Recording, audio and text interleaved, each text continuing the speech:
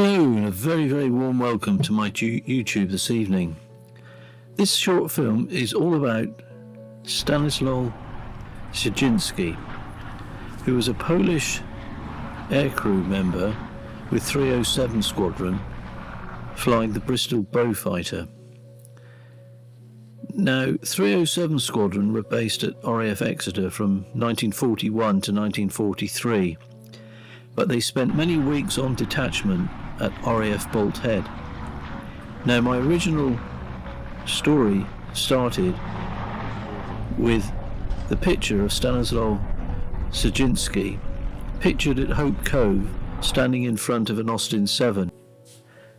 Stanislaw Sawczynski was born in Poland in a town called Lowell on the 3rd of February 1907. It formed part of eastern Poland, but following the war, when the Soviet Union changed the borders, Lowell is now in western Ukraine and is the city of Lviv.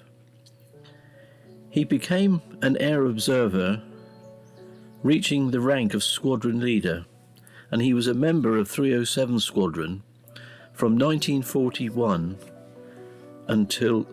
certainly until 1943, and his nickname was Starry. He was awarded the Cross Valor, the second highest Polish military medal, and eventually he became a squadron leader.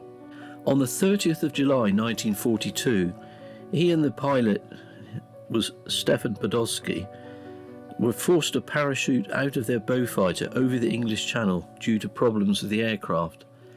They were later rescued by fishermen and taken into Bridport, which the photograph shows them coming off the fishing boat in Bridport. Later, Stanislaw Sawczynski spoke to 307 Squadron's pilot Jerzy Dams. After the war, Dams wrote a book in Polish about the squadron and recalled what Stanislaw Sawczynski has told him about that ditching in the sea. And the following is an English translation carried out by Michael Parrot, who very kindly allowed me to use this information and be able to relay it in audio fashion here. The book was written about 307 Squadron, and it was written by Jerzy Dams. Jerzy Dams recalled what the navigator Stanislaw Sawczynski had told him, and he relays it such like: "I'd never been in such a low mood before a flight, just like the mood of a funeral. I was convinced that this was to be my last flight, that something would definitely happen. Waiting in readiness, I thought that the damn English didn't install a bar on the dispersal area where you could pour a drink to improve your spirit. I needed it like I'd never needed it before. And then the phone rings. We have to go on patrol. I won't talk once I die, I tell myself. You need your pretty arse overpay because they have been paying for my vodka for a long time, and now I have to bear the sad consequences of if I didn't tell Stefan anything about my mood. Why moan like a woman? It would probably discourage him.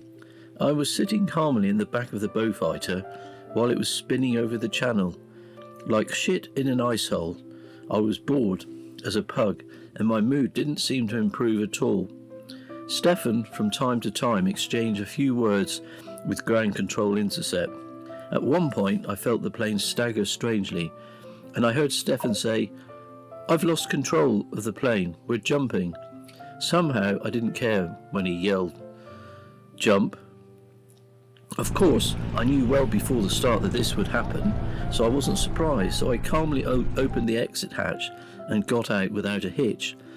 I pulled the handle of the parachute and immediately I was hanging under the umbrella, just like that lady on the street corner, but I wasn't waiting for a customer, instead for a cold bath. I swore to myself under my breath whilst inflating the vest, because it would be much faster and more convenient not to jump, to just have good time to hit the water. You're a stupid man, I thought. Now you're going to get tired in the cold water, waiting for a long time and then drown. And that's it, unpleasant, and that's what it's like the most.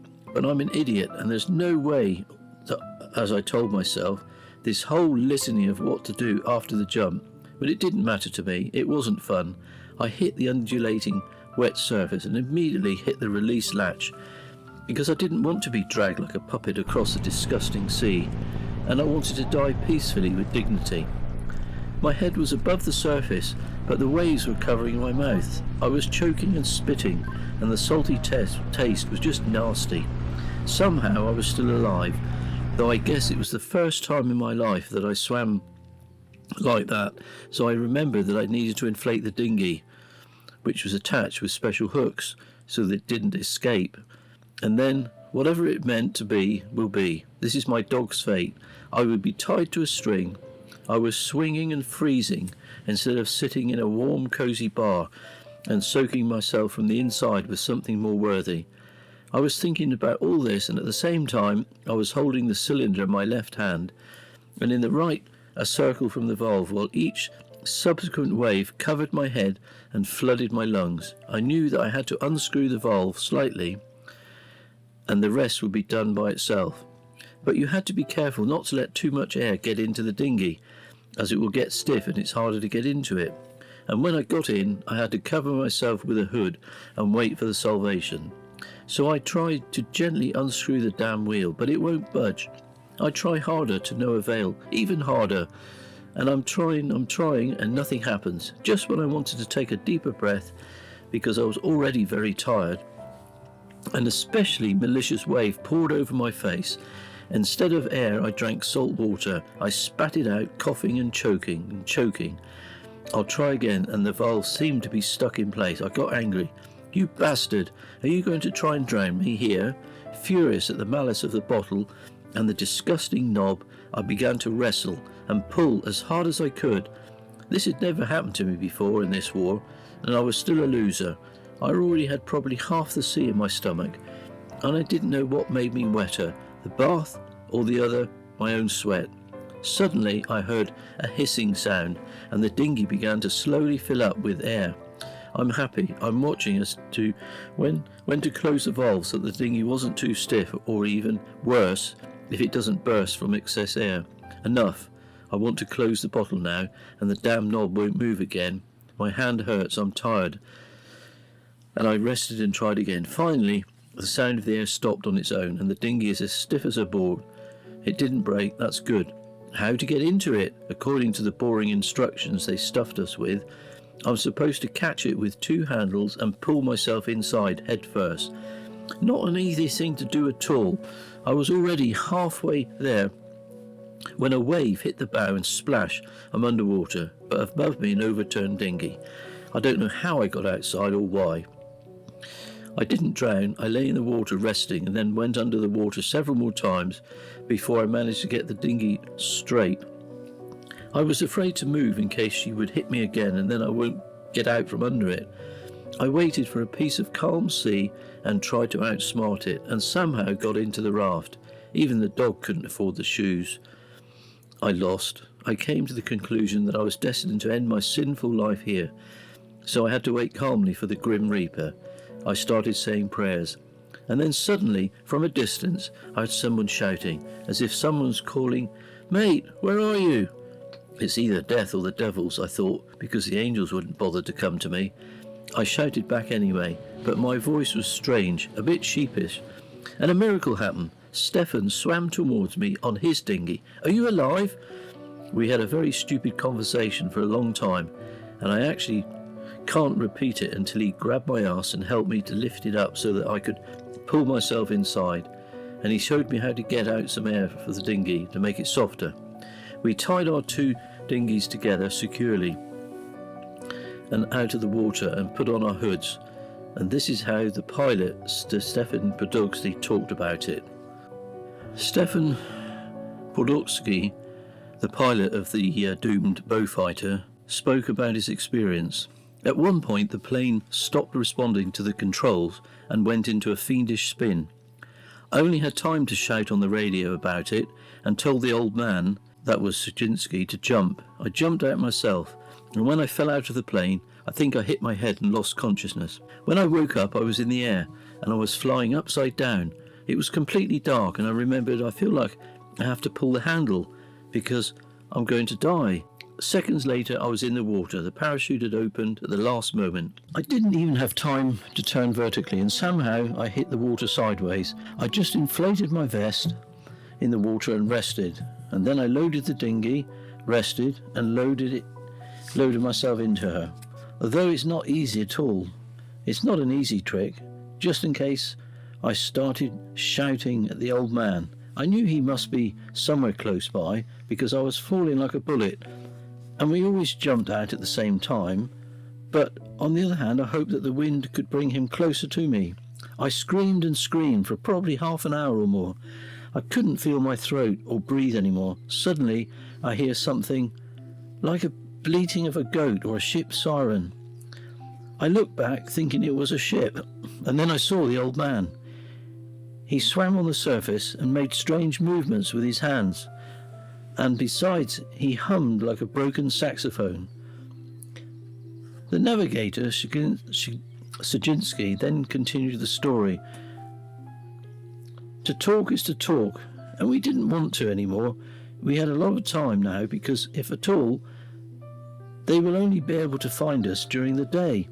We were waiting. We sat shrunken and shivering from the cold, wet, everywhere. Holy crap, I said to myself. Why do these stupid Englishmen put some stupid nutritious pills in the dinghy instead of half a litre of good scotch? We would have soon warmed up and travelled more humanely. So I'm not worth that just a little half litre to them. Yes, we heard some planes, but far away. And apart from that, nothing. Dark, empty, no lights. It was day, finally. The sun was shining, but it didn't help at all. It was still brutally cold. I was shivering and shaking like never before in my life. Stefan too. No talking. We couldn't because our teeth were chattering, and finally our Beaufighters appeared. 5 Beaufighter crews of 307 Squadron, including Jersey Damas, assisted in the attempt to find and rescue the crew, and after they were found, the airmen were taken aboard a local fishing boat, and the fishermen took them into the port of Bridport after giving them some medicinal rum. After this accident, the pilot, Stefan Podotsky, never flew again, operationally. He had experienced a crash landing once before when his engine failed, and he only managed just to land the plane on its belly thanks to his composure. The aircraft was badly damaged, but he himself escaped unscathed, and although he was sick afterwards, this second serious accident resulted in him being unable to endure being in the cold sea ever again. Now, Stanislaw Sawczynski passed away on the 7th of March 1980 at the age of 72. And so closes this chapter, which started with me finding this photo of Flight Lieutenant Stanislaw Sawczynski standing beside an Austin 7 behind the Grandview Hotel in Hope Cove, South Devon. I was very curious about this Austin 7 and the pilot. Well, he wasn't a pilot, he was an observer as it turned out, but I didn't know that at the time. And it follows a story I heard just after that John Yeoman, who farmed with his mother and father very close to RAF Bolt Head during wartime, talked about a Polish aircrew member who had an Austin 7, and when he left it was stored in a barn up near Soar. Now, the various lads on the farm never saw this Polish airman for quite some time and thought, wow, we're going to get ourselves a lovely Austin 7.